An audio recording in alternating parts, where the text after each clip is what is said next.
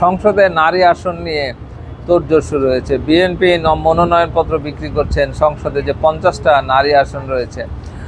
এই যে সংসদে নারীদের অংশগ্রহণ, এটাকে কিন্তু প্রথম বাংলাদেশের যখন সংবিধান হয় তখন 30টা আসন ছিল, সেটা এখন 50টা আসনে দাঁড়িয়েছে। এবং এটা কিন্তু একটা নির্দিষ্ট সময়ের জন্য ছিল, কিন্তু এটাকে দেখা যাচ্ছে দিন দিন একটা স্থায়ী হয়ে যাচ্ছে।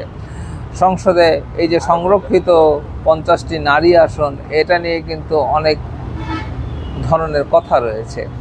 এরা বাংলাদেশে যে নারীরা সংসদে আসেন, তারা সংসদকে প্রাণবন্ত করার জন্য শুধু না, সংসদকে কার্যকর একটা প্রতিষ্ঠানে পরিণত করার জন্য তারা আসলে কি ভূমিকা রাখেন।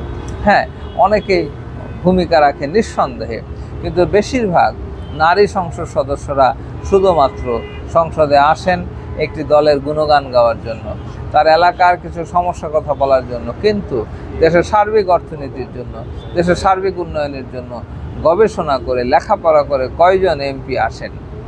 এখানে দেখা যায় যে নির্যাতিতদেরকে অগ্রাধিকার দেওয়ার কথা বলেছেন বিএনপি বলেছে যারা আন্দোলনে ছিল তারা যাতে এই নারী সংরক্ষণে আসে সেই দিকে তারা খেয়াল করবেন। নির্যাতিত হোক না হোক, আপনাকে দেশের স্বার্থ চিন্তা করতে হবে। যারা নির্যাতিত হয়েছে তাদেরকে অবশ্যই মূল্যায়ন করবে বিএনপি। একই সাথে তারেক রহমানের নেতৃত্বে তারেক রহমান চাচ্ছেন যে এই মুহূর্তে সংসদের মাধ্যমে দেশবাসীকে সেবা করা, দেশের মানুষের কল্যাণ করা। দেশের মানুষের কল্যাণ করতে হলে সংসদকে এমনভাবে সাজাতে হবে তারা যাতে কন্ট্রিবিউশন রাখতে পারেন। তারা অতীতে সংগ্রাম করেছেন, অতীতে নির্যাতিত হয়েছেন, তাকে অবশ্যই মূল্যায়ন করতে হবে।